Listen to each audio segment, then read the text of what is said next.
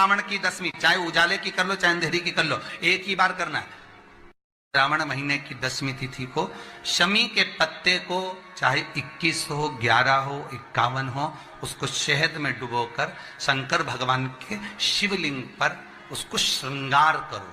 केवल चढ़ाना नहीं है, जब शहद में डूब जाएगा तो वो चिपक जाएगा। शिव का श्रृंगार करो। क्या होगा इससे?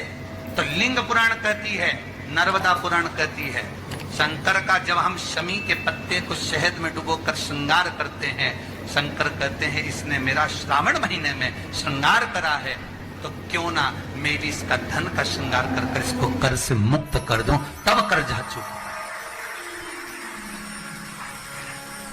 तब कर। सारी दुनिया की ठोकर खा लो, सारी दुनिया के हाथ जोड़ लो, सारी दुनिया से निवेदन कर लो, और उसके बाद भी तुम्हारी दुख की घड़ी समाप्त नहीं हो, तब प्रयास करना। तुम्हारे घर में कोई गमला हो, कोई पौधा लगा हो, जो भी पौधा लगा, हम ये नहीं कहेंगे कि वो गुलाब का है कि गेंदा का है कि शमी का है कि बेलपत्री का है, जो पौधा तुम्हारे घर में लगा, जो पौधा,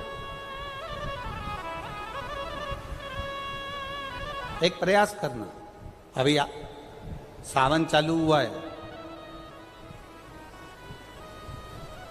अगर तुम्हें लगता है कि मेरी दुख का समय समाप्त नहीं हो रहा, मेरी दुख की घड़ी समाप्त नहीं हो रही, तो घर में रहने वाले जितने लोग आस्था चैनल पर कथा सुन रहे हैं, जितने फेसबुक यूट्यूब पर कथा सुन रहे हैं, और जितने पुष्कर राज की इस पावन धरा पर बैठकर कथा सुन रहे हैं, उनसे निवेदन करेंगे, 2 दिन आपके छूट भी गए, कोई दिक्कत की बात नहीं।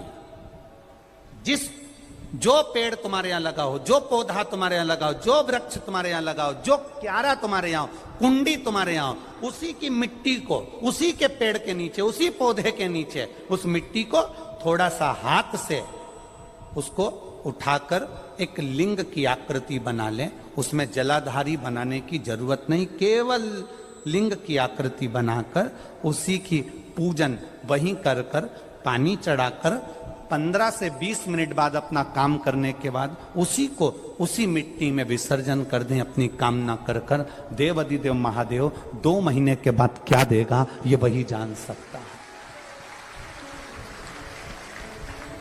वो क्या प्रदान करेगा ये उसके ऊपर।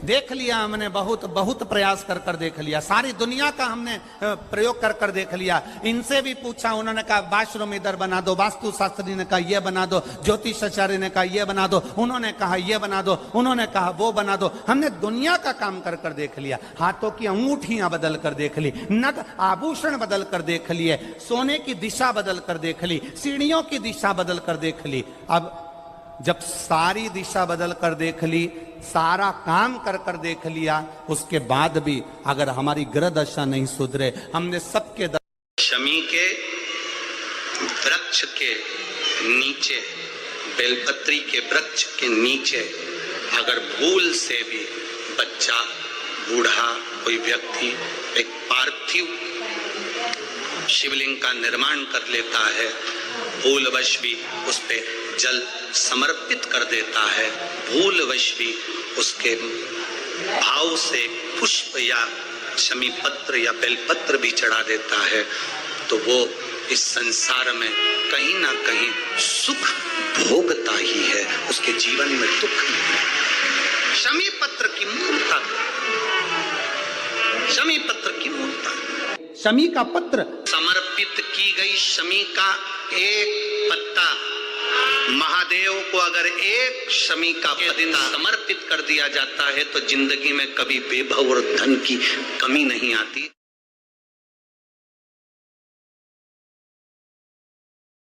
घरों में शस्त्र की पूजन करेंगे, शमी के पत्ती का स्मरण करेंगे, उसके घर में कभी संपदा की कमी नहीं होगी और वीरता का आनंद होगा। वो शमी पत्र थी शमी,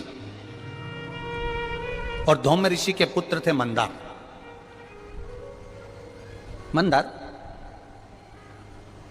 आंकड़ा पुष्प। शमी औरव ऋषि की बेटी जब बड़ी होती चली गई तो वो औरव ऋषि की बेटी शमी ने जीवन में कुछ किया ना किया, पर एक काम औरव ऋषि की बेटी शमी करती रही कि भरण पोषण में अग्रणी रही।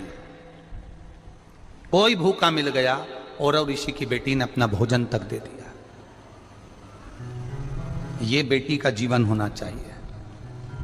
कई महाराज औरव ऋषि की बेटी शमी उसमें की थी, अगर उसकी थाली में कुछ भी नहीं बचा चलेगा, पर सामने वाला भूखा नहीं रहना चाहिए, उसको जरूर खिला देना।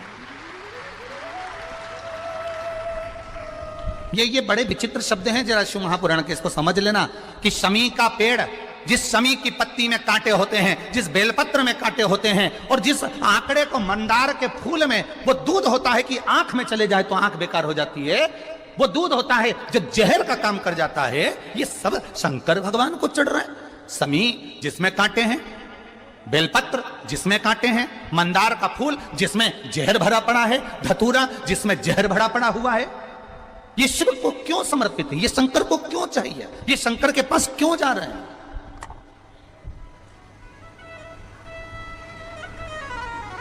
क्यों? उसका एक कारण है, सत्य बोलने वाला हमेशा बुरा होता है, हमेशा बुरा होता है। और वो सत्य बोलने वाला व्यक्ति, शमी कांटों में रमी हुई है, लदी हुई है, पर भाव शुद्ध है, उसका भाव गड़बड़ नहीं हुआ उसका। उस शिव मंदिर में जाकर मात्र शिवलिंग का स्पर्श कर लेना। आप में से कितने लोग हैं जो शंकर जी के मंदिर में जाकर चंदन की 3 उंगलियां शिवलिंग पर घुमाते हैं? घुमाते हो ना शिवलिंग पर 3 उंगली? तो ये 3 उंगली घुमाने का फल क्या है?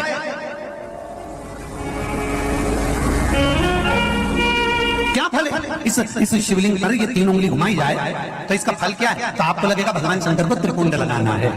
बोलो सही है गलत है? आप तो यही सोचोगे ना कि शिव जी को त्रिपुंड लगाया गया है, पर नहीं।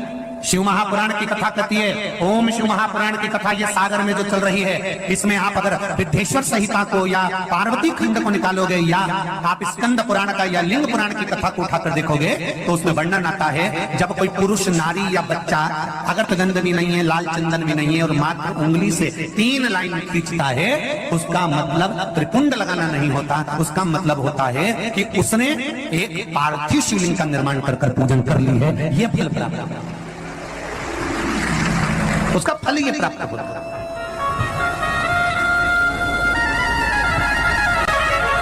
अब आप तो अभी तक सोचते थे कि हमने तो चंदन लगा दिया है, हम तो भगवान को चंदन की लाइन खींची है, हम भगवान को त्रिपुंड बनाकर आए। त्रिपुंड नहीं, भगवान शंकर को आपने त्रिपुंड लगाया वो अपनी जगह पर है, पर भगवान शंकर को जो आपने 3 लाइन खींची है, हाथ का जो स्पर्श कर घुमाया है, इससे पार्थिव शिवलिंग के निर्माण का फल प्राप्त हो जाता है।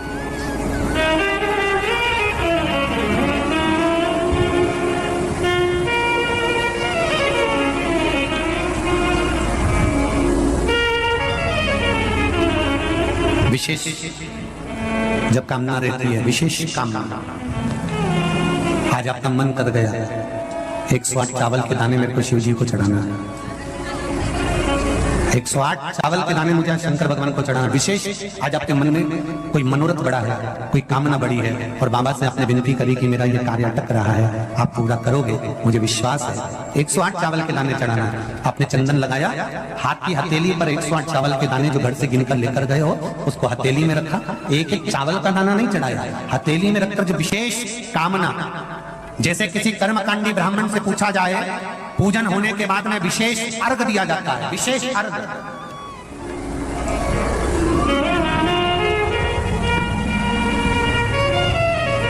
उसी तरह विशेष कामना के लिए हो जाता है।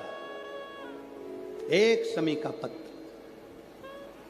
एक पत्ते में 14 करोड़ स्वर्ण मुद्रा का फल होता है। एक शमी के पत्र में आज के बच्चे जो प्रश्न करेंगे उसका उत्तर देने के लिए तुम्हें तैयार रहना पड़ेगा, उस उत्तर को तुम्हें देना पड़ेगा कि ये शमी का पत्र विजयदशमी पर क्यों लेन देन किया जाता है, शमी का पत्र क्यों शिव के मंदिर में जाता है, शमी के पत्र की मूलता क्यों होती है, इसको समझाना। एक शमी पत्र में वो फल है। और केवल यही नहीं, शमी के वृक्ष के नीचे, बेलपत्री के वृक्ष के नीचे अगर भूल से भी बच्चा, बूढ़ा, कोई व्यक्ति एक पार्थिव शिवलिंग का निर्माण कर लेता है, भूलवश भी उस पे जल समर्पित कर देता है, भूलवश भी उसके भाव से पुष्प या शमी पत्र या बेलपत्र भी चढ़ा देता है, तो वो इस संसार में कहीं ना कहीं सुख भोगता ही है, उसके जीवन में दुख नहीं। तुभ्यम श्री शिवाय नमस्तुभ्यम श्री शिवाय नमस्तुभ्यम। जानकारी अच्छी लगे तो प्लीज़ चैनल को लाइक कीजिए, सब्सक्राइब कीजिए। Thank for